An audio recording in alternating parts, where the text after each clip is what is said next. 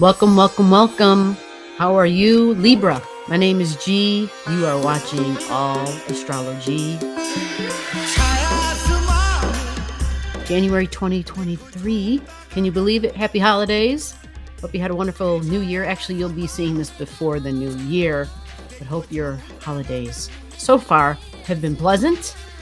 And we're going to talk about Venus, and then we're going to talk about an ending and a beginning. Okay, so let's start with Venus. Venus is money. It's love, relationships, can be business partnerships, can be marriage, right? Venus can also be your income. Venus is my values. It's my desires, who and what I desire. Venus had a birthday in 2022, and it was in the month of December.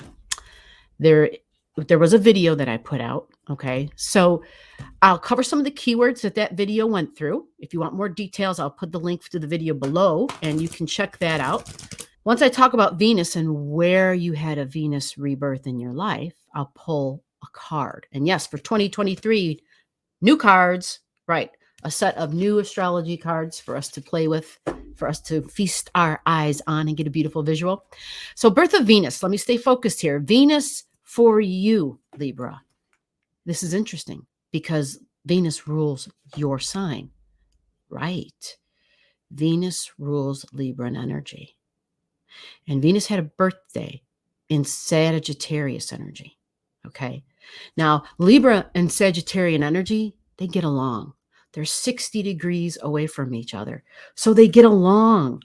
And this is important, okay? This is important because this Venus birthday tells us about the type of energy and the influences we'll be under, or that we'll be feeling those emanations for 2 full years, because that's what a Venus thing does.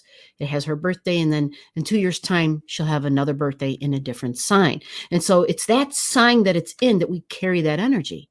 So it's Sagittarius things. So you have Sagittarius. Typically, you're going to have Sag in your 3rd house. So this tells me communications, how I think, right? This is my local community, my neighbors, my siblings, my coworkers. It's about learning. 3rd house energy, I love to learn. It's where I'm gobbling up data and information, where I'm collecting, where I'm like the reporter, I'm the scribe, I'm keeping track, I'm writing, the writer. That's that energy. So Venus is there. It reignites this area of your life. It says, oh, I have this desire for this now. Not that it wasn't important to me before, but now the idea of, it's not even an idea or a simple drive. It's a thirst, because Venus is about thirst. It's about what and who I desire. It's, it's kind of got that creature comfort energy. So being in the sign of Sag expands upon it. It makes it bigger. It's like go big or go home, right? So if I'm going to talk and communicate, it's going to somehow feel bolder and bigger, but maybe more peaceful, because Venus represents peace. And I'm saying that if you talk and you communicate, because this is where it's happening in your house of communications. So are you into sales? Are you a speaker, a teacher, religion, politics, possibly, like philosophy on life, ethics? It's wisdom, because it's Jupiter energy. So it's about, Sagittarius, Jupiter rules Sag. So it's about even freedoms, right? And like the judicial system, like the way things we think, because it's our philosophy on life. So it's like we have very expansive ideas about the world as a whole, even about foreigners, foreign lands, foreign countries, right? Do you speak foreign languages? You have Jupiter, Sagittarius in the 3rd house. So you have probably noticed you can pick up on different languages, maybe easier than other people, right? And a love possibly even with this 2-year cycle for foreigners, foreign things, other cultures, right? Could even include the foods of those cultures. Absolutely. The lifestyles, right? So this is your 3rd house. Again, it's speaking, so it's sales. 3rd house is also communications, right? How many times can I say that? Communications, but it's this kind of communication too. Let's not forget, it's not just here. It's speaking with the hands. So whether it's sign language, a lady came in on the live, or a person, I should say, came in on the live a couple of weeks ago and was saying that they are an interpreter, right? So there's lots of different ways we can be interpreters, right? Maybe it's just about languages. Maybe it's an interpreter for people who are hard of hearing, who can't hear at all, challenging, right? Hearing impaired, they call it, or whatever. So there's a lot of different ways and different things we can do with that energy. Free will is yours. But with Venus there, it starts a new 2-year cycle, which then says, maybe I'm picking up extra money doing something that has to do with possibly travel agent type of energy. Do they still have travel agents? But you know what I mean? Like it's all about that. It's talking about uh, travels can be involved, but learning, higher learning even, but public speaking in some way, some fashion, some form. You could be just a typical salesperson, right? But keep in mind, it's wisdom energy. It's wisdom. And with Venus there might be something that you're doing in the way that you're communicating that feels possibly more soft, because Sagittarius, your third house, is masculine. So it might seem more like bold and in your face and assertive. And maybe, let's just say that Venus can put a warm tone around it. Okay. Because Venus loves, Venus desires peace and harmony. Peace and harmony. So let's pull you a card. Remember, communications and how I think. You get a Libra card. Look at that. Relationships can also be business partnerships. I like this for you because this is a nice thing to have in the third house. And Venus rules Libra. And you got the Libra card for your Libra reading. Okay. Reinforces relationships. Yes. My ability to compromise, to communicate, to compromise, equality, fair, and balance. See the scales there? Right? These can be the scales of justice as well. So sometimes law gets involved in this. Like if you know a lawyer or, somehow law becomes involved because it's about fairness. And hopefully nobody has to go to court or anything like that. But remember, Venus is usually beneficial energy, and it's in Jupiter, Sagittarius. So it's the lesser benefic working with the greater benefic. So it will bring gifts to this area of your life, of the way you think in your third house. Think of all the third house keywords. Siblings, if relationships were rough, they may get better. There's a willingness to compromise. This card reinforces that. This energy is diplomatic and gracious. It seeks harmony and balance in relationships. Here we go for your January 2023. We start off with a completion and a closure and an ending. Your completion is in the placement of your goals and your ambitions, your professional goals, your professional ambitions. So this is like the 10th house area of your life. Now, 10th house is rules, is restrictions, is duty, it's responsibilities. You're having a completion there, right? You've got Cancer energy up there. So do you work with the public in some way? Because that's what that would be. Somehow you have access to the public. Okay. So it's public, but it can also have to do with a job related to homes. I have a friend and what she does, she has this placement. Actually, now that I think about it, wow. Yeah, this makes sense. She has Cancer at her midheaven. Well, it's not really at her midheaven, but the most of her 10th house is all Cancer energy. But what she does is interesting. She's not a home remodeler, or she doesn't sell homes or anything like that, although she absolutely could, which I would recommend here. But what she does is she works for like an antique dealer, and the antique dealer sells things that have to do with home goods. Not home goods, the business, but home goods in general, things in the home. Okay. And so what she does, her job is to go around in her, whether it's resale shops to actual homes, Facebook Marketplace, whatever. And she searches. She's a searcher. Sagittarius energy, a searcher and a seeker, right? Online searching and seeking. That's you too. So that's what she does. And so she's always looking for deals, and then she contacts those people and then connects them to the dealer. And then she gets, I don't know what their exact setup is as far as money and how she gets rewarded for that, how that income works. But I don't know what it is. I don't know if it's a commission. I don't know how that works. But anyway, she likes it because she loves working with older things. It has to do with stuff that people are looking for in their homes. So this is an example of that. This is an ending. This is an ending of something. So could this be somebody ending something like a job, you know, saying, "Hey, I'm done with this," or the routine at the job is changing up, but it's really not so much a routine, but a responsibility you had attached to a job. So if you don't lose a job, which we're all saying, "Hey, we don't want to be losing jobs," but possibly a responsibility, a duty you had at a job. Were you the one in charge? Maybe there's a responsibility that you were given for a certain amount of time, and then that time is now over because it's a completion. It's like you're finishing the book. So it's a closure, it's an ending to something where you had a duty and a responsibility, and you possibly might have been in charge. Okay. So it's also can have to do with family, being in your family, literally your family.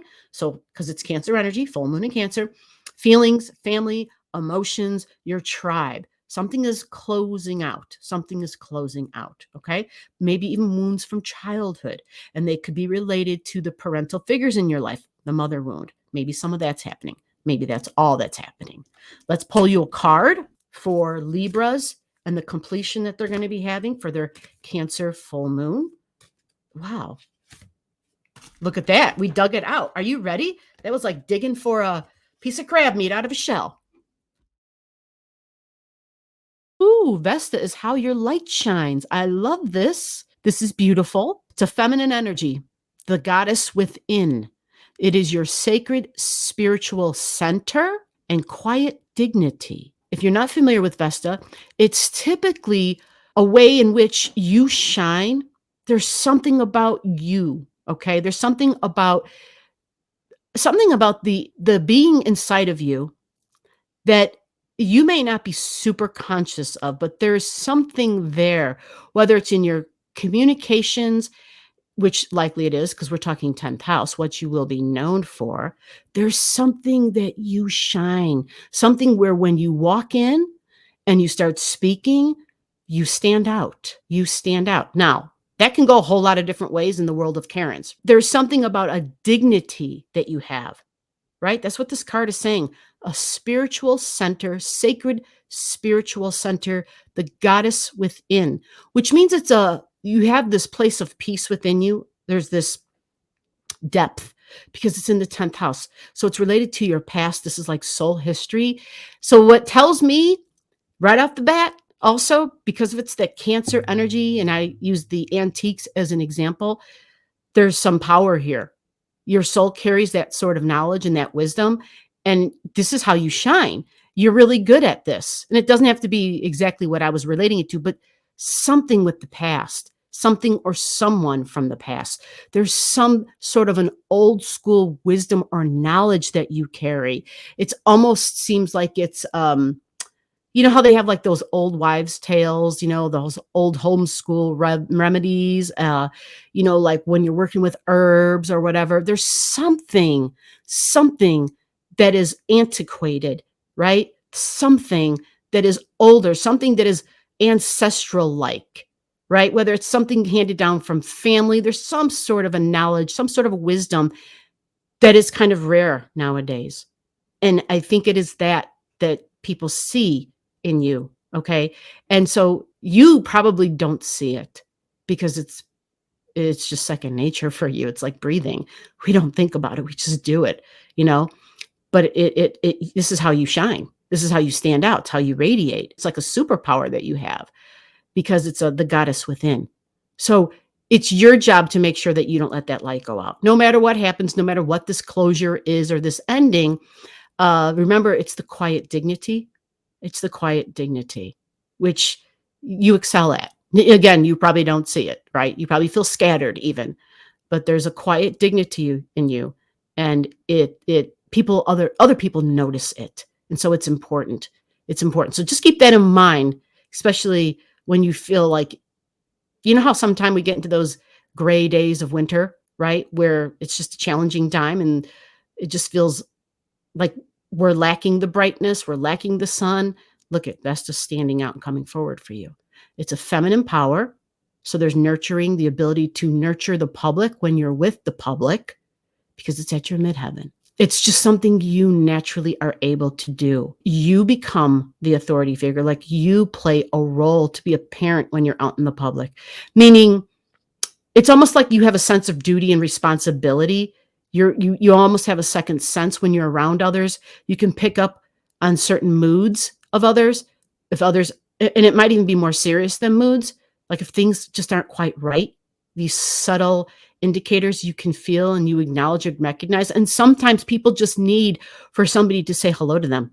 Sometimes it's not so much about, literally doing something for someone other than just possibly opening the door, giving somebody a warm smile. It's your quiet dignity. Now we're moving on to the new. January brings us a new moon, and the new moon is happening. Let's check your astrology out. Fifth house of fun, children, romance, creativity, how I take a risk with my body, how I have a good time. Do you want to feel like a kid again? Yes. Having a new moon, and it's happening in the Aquarian energy. Youthful. I kept hearing youthful in the last card I pulled. I kept hearing possibly younger people. I kept hearing that. But then the astrology kept pointing to the midheaven, which is older people, but then you possibly being the older person for younger people, like possibly being a parent to people, even though they're not your children. Does that make sense for you? So now I'm seeing this new moon is in Aquarius. And so there's something where, because Aquarius is also like an authority figure, but it's within structured groups. And these can be people who are younger. Again, I have another friend who is a school teacher, but she deals with college students. And so typically these are young adults, Aquarius energy, young adults, because young adults get into that, 17, 18, 19, 20, 21, 22, 23. They're stepping away from the family. They're stepping out on their own, where they're trying to establish their own path, right? So they're trying to, they tend to be, some say rebellious, because they need to stand apart. They need to have their individuality acknowledged and recognized. And so having this in your fifth house means some way, somehow you're dealing with these people. So maybe you're a teacher, right? And you get to deal with them. Maybe you're out in the public and you have a job. This is more about having a good time and fun. This can be astrology, by the way. This can be working within groups in a creative way, because it's the fifth house, and the unique factor being a big deal, because that's Aquarius. It's very inventive. It's, Aquarian energy is devices. Me using a microphone. Somebody invented that. The light that's shining on me, right? Creating those light bulbs that illuminate. Somebody invented that. Aquarius energy is like mass transportation, but it's big things, It's big things. How we harnessed electricity. Aquarian energy. Nikola Tesla, the Wright brothers. Flight, literally airplanes. Aquarian energy. So it's inventions. And so there's something, think of those people. They were bucking the system, right? They were challenged. They were told their ideas were stupid. They were told they were going to fail. They were told they're crazy. They're told it'll never happen, right? They were told all these things. And so they kind of had to go it alone. But there's something about the being different that you really like, that you know how to have fun with it. So this is beautiful because it's a new beginning, okay? And I like this because it's a time when we are all a little bit more comfortable in our skin. So now this is also friends and group energy in general. So belonging to clubs. Yes, I have a friend where she used to go ahead and belong to a group, and all they would do is create they were doing crafting. It was like a crafting club, and they would create things that would then be sold and given. All the money would go, all the proceeds would be donated to their church. So it was a way where these women got together, and guys can do this too, right? Anybody, whatever your little group is, right? Get together, and it's social time, but it's for a worthy cause. And that's Aquarius energy. Here we go. We're going to pull you a card for your new beginning. They're saying to just do a shuffle this time. This is children, fun, joy, creativity, and possibly romance. So if you're looking for romance, this is a new beginning. If you're already in a relationship, then possibly you're going to be reigniting some romantic flames, right? It can go like that too. Could also just be reigniting the flames of creativity and starting a new project. Yeah. Ooh, you got Neptune. I like this because Neptune is creative. Look it. It's make believe, it's fantasy. Neptune is the poet, it's sound, it's music, it's moving pictures, it's dreams, it's sleep, your fantasies, yearnings, longings, and potential for illusion. Okay. So when we talk about creating and having fun, this is a good placement for this. Right. It's not about work. It's not about, you know what I'm saying? It's not about making life-changing decisions. It's not about a new job or investments or anything serious because Neptune is really best used creatively. And you got it in the house of creativity. So this speaks to an increase and support for a creative project, or if nothing else, a bit of a respite, something fun, maybe going to a show, going to a live show even. Yes, with music, theater, a musical, right? Absolutely. The ballet, whatever. Fun is on the way. Use this time wisely.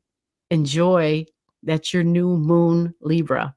Below the video, I'll have all the degrees for those of you who like to pay attention to the degrees in your chart. Again, if you don't know and you want to know, just comment below.